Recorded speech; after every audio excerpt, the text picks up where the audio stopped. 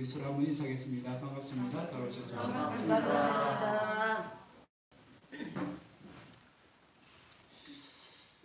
여러분, 돈이 중요합니까? 생명이 중요합니까? 끝까지 돈이 뭐라고, 그죠? 생명이 더 중요하죠. 우리가 모두가 다 아는 답입니다. 그런데 오늘 우리가 살아가는 현실은 어떨까요? 생명이 돈보다 더 중요하다는 것을 알면서도 돈 때문에, 돈을 위해서 그 소중한 생명을 하찮게 여기고 버리는 사람들이 많이 있습니다.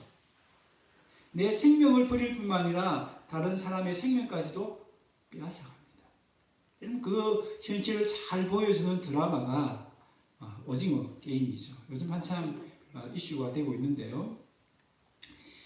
그 내용을 잠시 보면요, 일확천금을 얻기 위해서 목숨을 걸고 게임을 한다는 단순한 내용입니다. 지역보다 더 비참한 삶을 사는 456명이 게임에 자발적으로 참여합니다. 근데 처음에는 너무나 비정하고 잔인한 게임이기 때문에 치를 떱니다. 게임을 포기하고 다시 일상으로 돌아갑니다. 근데 돌아간 일상은 어떨까요? 게임의 세상보다 더 잔인하고 비참한 삶이라는 것을 알고 다시 게임으로 돌아갑니다. 그들은 게임에서 이겨서 456억을 버는 것만이 유일한 소망이라고 생각했습니다. 456명의 목숨값으로 456억을 벌기만 하면 세상은 비록 지옥 같아 할지라도 나는 천국 같은 삶을 살 수 있다라고 믿었습니다. 그렇게 455명이 죽어가는 피 튀기는 싸움에서 승리한 주인공은 과연 행복할까요? 그는 정작 456억을 벌었지만 한 푼도 쓰지를 못합니다. 이유가 뭘까요? 제가 추측하기는 일말의 양심이 살아있으니까 그 돈 때문에 죽어간 사람들에 대한 미안한 마음, 그 죄책감 때문에 돈을 한 푼도 쓰지를 못하는 겁니다. 그가 바라던 대로 돈은 많이 얻었지만 그가 진정 원했던 지옥 같은 삶은 벗어나지 못했습니다. 잘 살기 위해서 목숨을 걸고 몸부림을 쳐봤지만 그에게 남는 것은 죄책감과 분노뿐이었습니다. 여러분, 이것은 하나님 없이 잘 살아보려고 몸부림치는 것이 얼마나 허망한 일인지, 얼마나 어리석은 일인지를 우리에게 잘 보여줍니다. 그렇다면 우리는 어떻게 이 지옥 같은 세상에서 벗어날 수 있을까요? 과연 지옥 같은 이 세상에서도 천국의 삶을 살 수 있는 길은 없을까요? 오늘 말씀에서 그 답을 찾으시고 우리 일상생활 속에서 깊은 만족과 진정한 기쁨을 누릴 수 있기를 바랍니다. 지난 시간에 우리는 안식일에 38년 된 병자를 고치신 예수님의 이야기를 함께 살펴보았습니다. 그 이야기를 통해서 예수님이 어떤 분인지를 깨닫게 되었습니까? 예수님이 진정한 베데스다, 말뿐인 은혜의 집이 아니라 예수님이 진정한 은혜의 집이요 자비의 집이라는 것을 깨닫게 되었습니다. 또 무엇을 깨닫게 되었죠? 예수님이 바로 구약의 안식일을 통해서 맛보여 주셨던 참된 안식을 주시는 분이 예수님이라는 것을 깨닫게 되었습니다. 그러나 예수님을 모르는 유대인들은 어떻습니까? 예수님이 안식일을 어겼다라고 문제를 삼습니다. 뿐만 아니라 어떤 말을 더 크게 문제 삼습니까? 내 아버지께서 이제까지 일하시니 나도 일한다라는 말에 경악을 금치 못합니다. 왜요? 이 말은 어떤 뜻이 있습니까? 이 말 속에는 예수님이 하나님과 똑같은 분이다, 동등된 분이다 라는 뜻이 담겨있기 때문입니다. 뿐만 아니라 이 말 속에는 예수님이 아버지의 권한을 물려받은 대리 통치자라는 뜻이 담겨져 있기 때문입니다. 그야말로 신성모독적인 심각한 발언입니다. 그래서 그들은 예수님을 죽이고자 하는 적개심을 품습니다. 그런데 예수님은 지금 바로 그때가 자신이 누구인지, 왜 이 땅에 오셨는지, 그리고 무엇을 하시는지를 가르칠 수 있는 기회로 여겼습니다. 먼저 예수님은 자신이 누구신지 자신이 하는 일을 통해서 깨우쳐 주십니다. 여러분, 지금도 그렇지만 고대 사회에서는 많은 가정들이 가업을 이어 주었죠. 예수님도 아버지의 대를 이어서 목수일을 하셨지 않습니까? 세례요한도 아버지의 직업 제사장을 물려받아서 제사장이 되었습니다. 여러분, 그렇게 가업을 이어줄 때에 무엇을 또 물려주죠? 그 집안의 대대로 내려오는 비법을 알려줍니다. 예수님은 바로 이 가업을 물려주는 이 그림을 통해서 하나님과 자신과의 가인 관계를 설명해 주고 계십니다. 19절 보면요. 자신이 바로 그 아버지가 행하시는 것을 보고 행하는 하나님의 아들이라고 분명하게 밝히십니다. 그러면서 그들이 38년 된 병자를 낳는 것 보고 참 놀랐는데요. 그보다 더 큰 일을 보게 될 것이다. 보고 놀라게 될 것이다. 그렇게 말씀하셨습니다.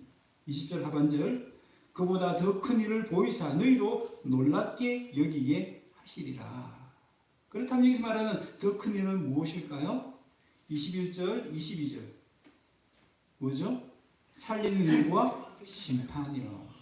그리고 26절, 27절에도 생명과 심판이다. 이렇게 두 번 반복해서 나옵니다.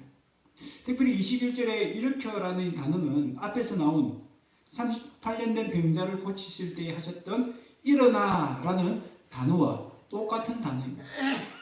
그러니까 38년 된 이 병자를 고치는 것은 단순히 질병을 고친 사건이 아니라는 겁니다. 어떤 사건이죠? 죽은 자를 살리신 사건이다라고 설명을 하시는 겁니다. 예수님은 왜 이 땅에 오셨습니까? 이 땅에서 무엇을 하시죠? 예수님 바로 생명을 주시기 위해서 이 땅에 오셨습니다. 예수님은 어떤 일을 하십니까? 지금도 영생을 주시는 분이십니다. 요한복음 10장 10절 우리 같이 한번 읽겠습니다. 시작. 내가 온 것은 양으로 생명을 얻게 하고 더 풍성히 얻게 하려는 것이다. 아멘. 여러분, 현대인의 성경이나 우리말 성경은 이 말씀을 이렇게 번역해서 읽었습니다. 생명을 얻되 더 풍성히 얻게 하려고라고 번역했습니다. 여러분, 생명이 있다고 해서 다 풍성한 삶을 사는 것이 아니라는 뜻이 담겨져 있는 거죠. 여러분, 실제로 그렇지 않습니까? 환경은 정말 천국 같은 환경인데 그의 삶을 보면, 그의 마음을 들여다보면 지옥 같은 삶을 사는 사람들이 많이 있습니다. 그 사람들은 뭐라고 한탄합니까? 내가 사는 게 아니야. 여러분, 생명이 없다라고 스스로 고백합니다. 그들의 삶에는 칙칙한 죽음의 그림자가 드리워져 있습니다. 기쁨도 없고 만족도 없습니다. 그런데 반대로 지옥 같은 환경 속에서도 천국과 같은 삶을 사는 사람들이 있습니다. 어떤 사람들이죠? 바로 예수님에게 영생의 선물을 받은 사람들입니다. 환경적으로는 기쁨과 만족을 누릴 수 없지만 하나님의 은혜로 주어지는 그 기쁨과 만족으로 말미암아 천국 같은 삶을 사는 사람들이죠. 태풍으로 인해 수해를 만난 사람들을 방송기자들이 취재를 했습니다. 대부분의 사람들은 불평을 늘어놓기 시작했습니다. 집을 잃었다, 가족을 잃었다, 이 더위에 에어컨도 나오지 않는다, 죽을 지경이다, 왜 정부는 속히 지원을 안 해주느냐, 이런 불평만 쏟아놓았습니다. 그런데 한 여인은 평안한 얼굴로 이만하니 감사합니다. 제 목숨도 살아있고 우리 자녀들도 살아있으니 그저 감사할 뿐입니다. 라고 했습니다. 방송기자가 의아했습니다. 어떻게 지금 집도 잃고 다 잃어버렸는데 그렇게 감사할 수 있나? 그때 이 여인이 성경책을 딱 들고 얘기하는 겁니다. 이 속에 하나님의 약속이 있습니다. 이런 상황에서도 하나님이 모든 것을 다스리기 때문에 저는 행복할 수 있습니다. 라고 답을 했다고 합니다. 여러분, 예수님이 주신 생명이 있는 사람, 영생을 가진 사람은 어떤 환경에서도 감사할 수 있습니다. 기뻐할 수 있습니다. 억지로 쥐어 짜내는 것이 아닙니다. 마음 깊은 곳에서부터 샘솟듯이 흘러나오는 기쁨입니다. 그래서 외부의 어떤 환경에도 좌우되지 않을 수 있습니다. 예수님은 바로 이 생명을 주시기 위해서 38년 된 병자를 고쳐 주셨습니다. 그리고 이제 그 생명을 가지고 살라고 일어나 걸어가라 라고 명령하신 것입니다. 뿐만 아니라 그 생명을 유지할 수 있도록 하기 위해서 어떻게 하시죠? 성전에서 만나서 그에게 더 이상 죄를 짓지 말라라고 말씀해 주셨습니다. 여러분, 예수님은 어떤 분이십니까? 이 귀한 생명을 창조하신 분입니다. 이 귀한 생명을 유지해 주시는 분입니다. 이 귀한 생명을 더 풍성히 누릴 수 있도록 해 주시는 분이십니다. 그러면 이 좋은 영생의 선물을 언제 받을 수 있죠? 바로 지금입니다.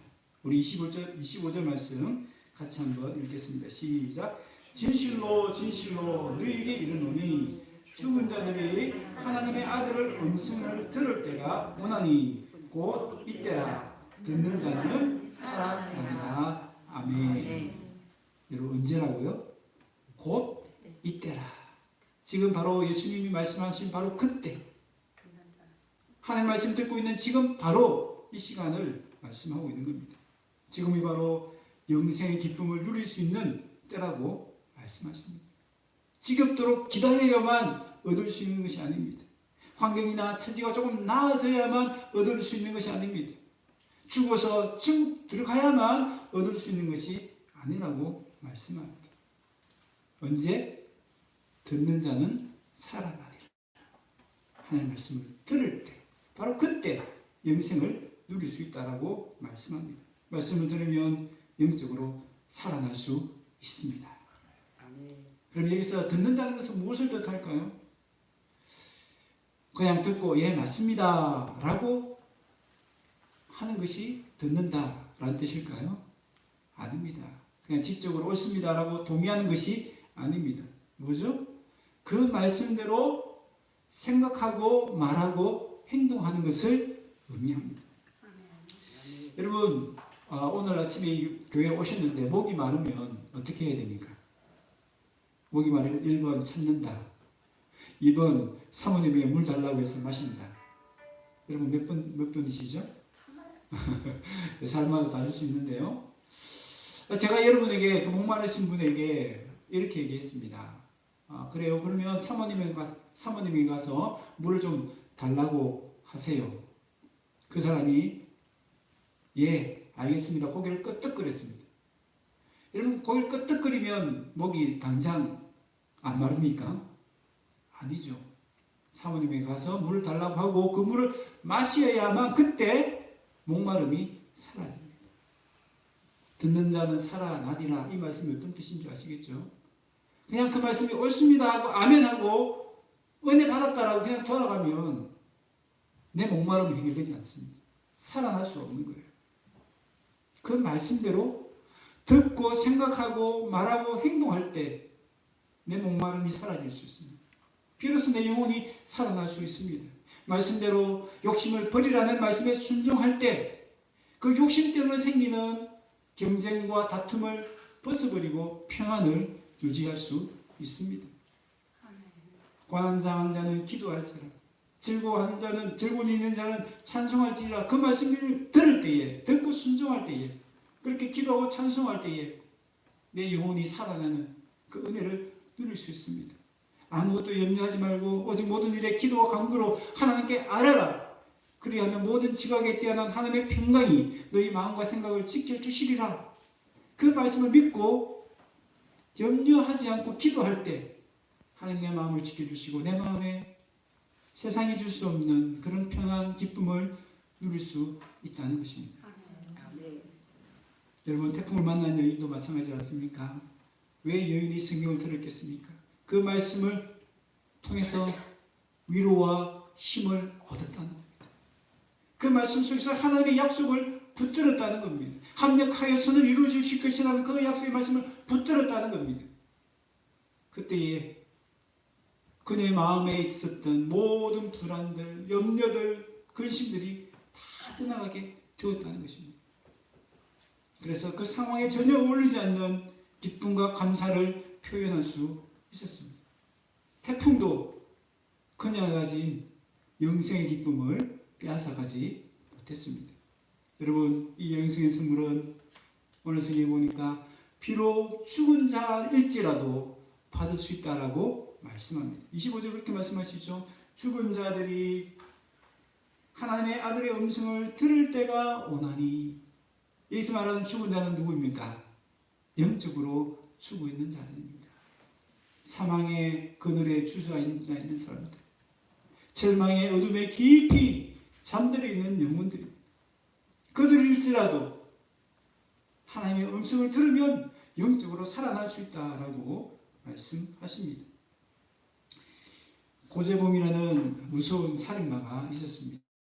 일가족을 그냥 무참히 살해했던 끔찍한 살인마였습니다. 교도소에서도 그 악명이 높아서 감히 누구도 접근하지 못했던 사람입니다. 어느 날 이 고재봉에게 소포가 전달됐습니다. 열어보니까 그 안에 성경책이 담겨져 있었어요. 고재봉은 그 성경책을 그냥 내던졌습니다. 아무런 필요 없다고. 근데 화장실 갈 때 쓰면 좋겠다 생각해서 한 장씩 뜯어서 화장실에 들어갔습니다. 심심하니까 그냥 그 성경책을 읽기 시작했습니다. 그런데 그 말씀을 읽고 듣는 가운데 그 마음의 변화가 일어나기 시작했습니다. 그의 태도가 점점 변하기 시작했습니다. 그리고 목사님을 찾아가서 상담을 합니다. 저 같은 죄인도 예수님을 믿을 수 있습니까? 목사님이 그에게 복음을 전하고 예수님을 영접할 수 있도록 도와주었습니다. 그 순간 그는 예수님을 믿게 되었고 2,000명이 있는 그 교도소 안에 무려 1,800명을 예수님께로 인도하는 저는 전도자로 변화되었습니다. 고재봉 같은 악인이 변하는 모습을 보고 많은 사람들이 감동을 받고 그렇게 전도되어 예수님을 믿게 된 것입니다. 그는 결국 현장에 있을로 사라지는데 마지막 말 한마디가 이것입니다.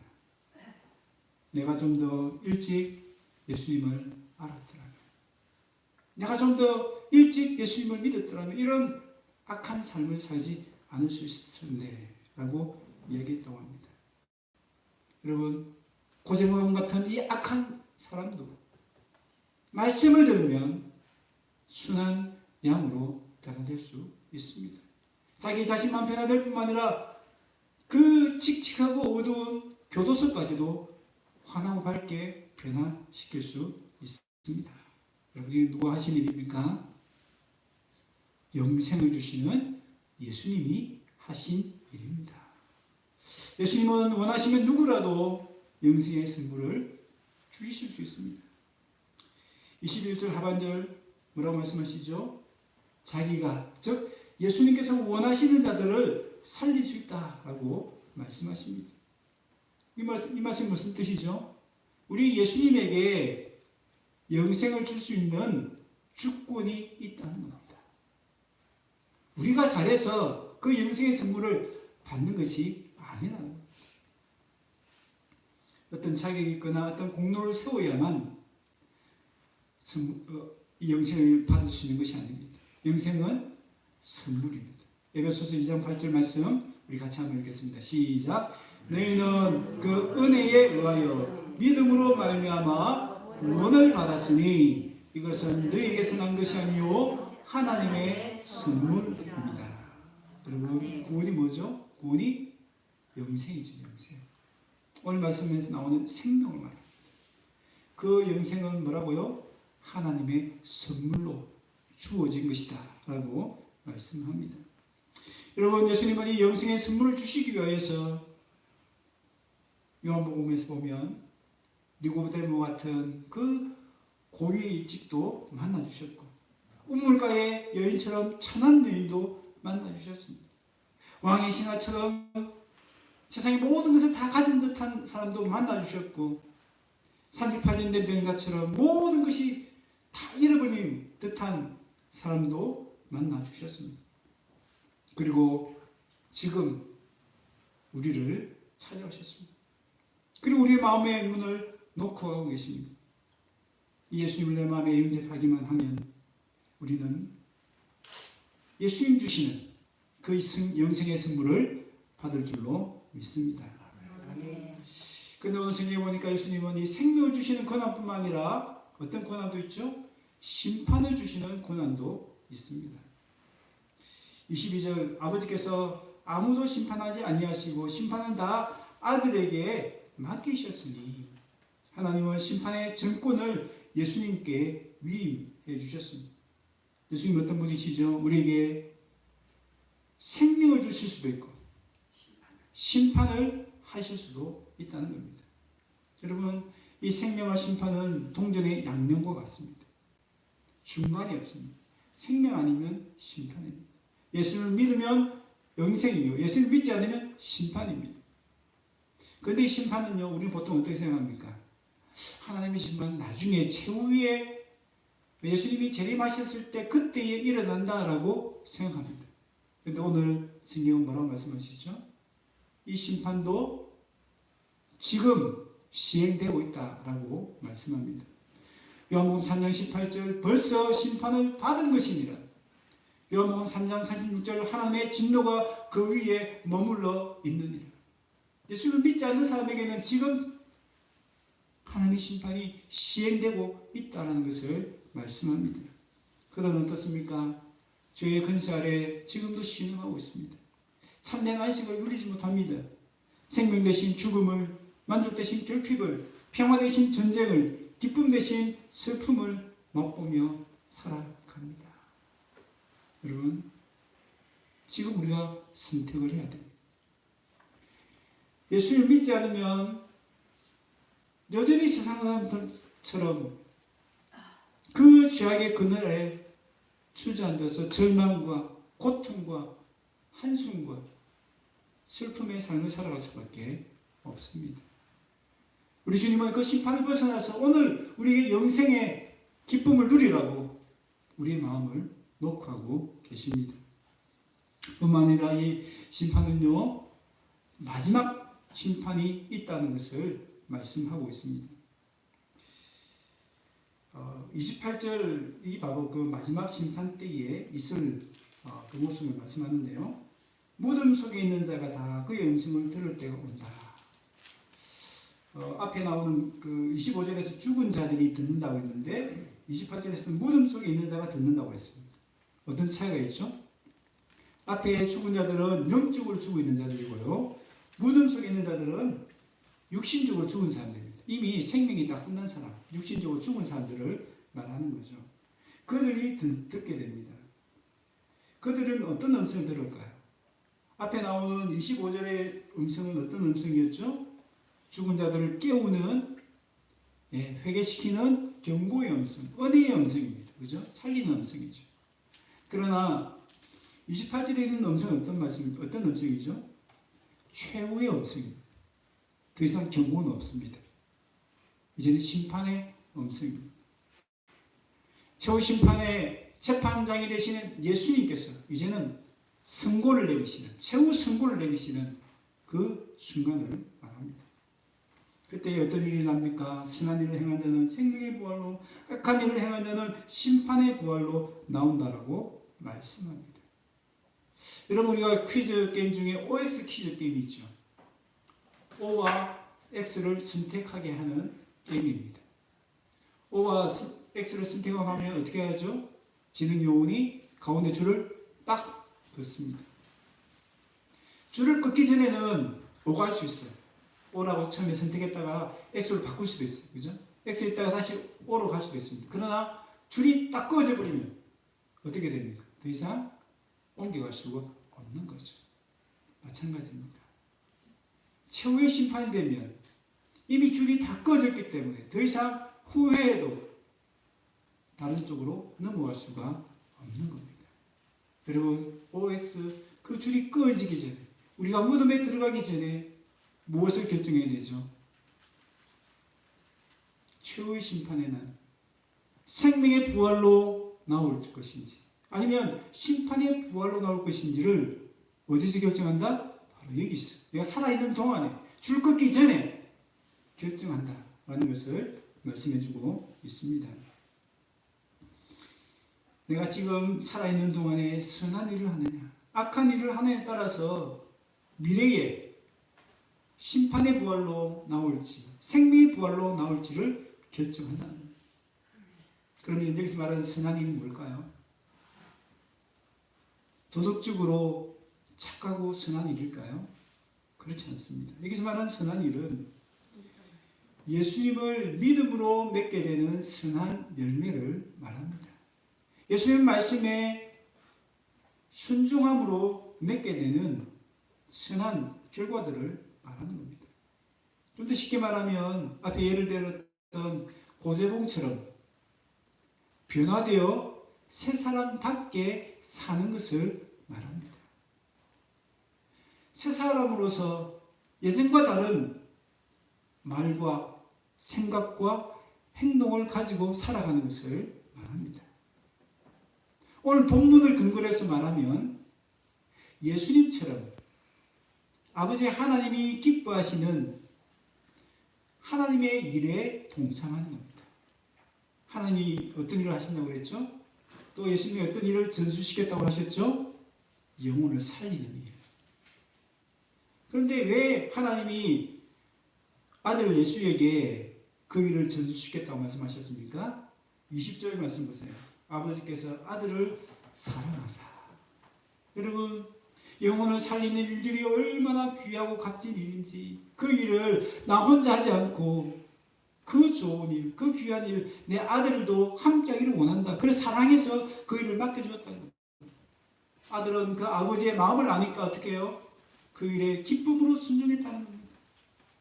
성육신할 정도로 하늘의 영광을 부리고 땅에 오실 정도로 그 고통스럽고 힘든 과정이지만 그 아버지가 맡겨준 일을 기쁨으로 감당했다는 겁니다. 선한 일은 바로 이것입니다.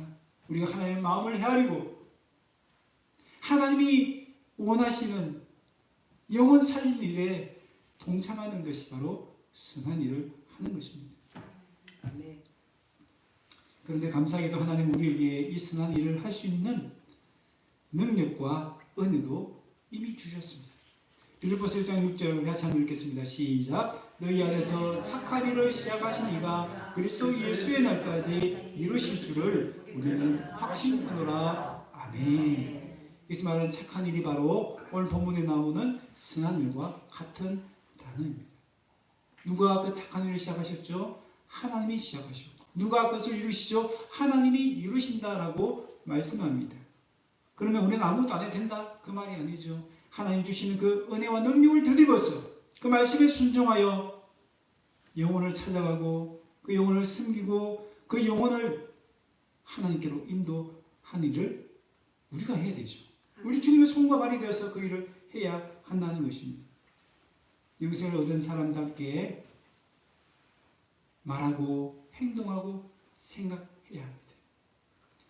영생을 얻은 그 기쁨과 감격 때문에 아직도 그 영생의 기쁨을 못 누리는 영혼들을 불쌍히 여기고 그들을 찾아가서 그들을 섬기고 그들을 주님께로 인도해야 합니다. 그럴 때에 우리에게 무엇이 주어진다고요? 최후 심판의 날,